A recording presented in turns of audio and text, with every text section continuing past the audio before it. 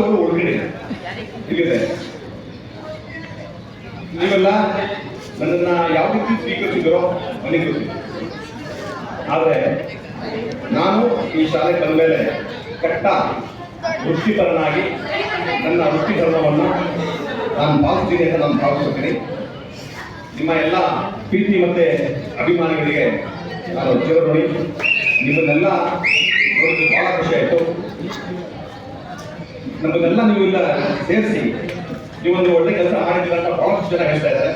ನಾನು ಇದನ್ನ ಬೇರೆ ಥರ ನಾನು ಅನಲೈಸ್ ಮಾಡ್ತೀನಿ. ಹಾಗೆ ಅಂತಂದರೆ ನಿಮ್ಮ ನಾಯಕತ್ವ ಗುಣ ಇದನ್ನು ನನಗೆ ಕಾಣ್ತಾ ಇದೆ. ನಾನು ಯಾವಾಗಲೂ ನಮ್ಮ ಭಾಷಣಗಳಲ್ಲಿ ಹೇಳ್ತೀನಿ, ಯುವಜನತೆ ಮುಂದೆ ಬರಬೇಕು, ಬರೀ ಟೀಕಿಸ್ತಾಪಡೋದಲ್ಲ, ನೀವು ಮುಂದೆ ಬಂದು ನೀವು ಕೆಲಸ ಮಾಡಿ ನೀವು ಅಚೀವ್ ಮಾಡಬೇಕು. ಅದೇ ರೀತಿ ನೀವೆಲ್ಲ ಇವತ್ತು ಮಾಡಿದ್ರ ತುಂಬ ಧನ್ಯವಾದಗಳು.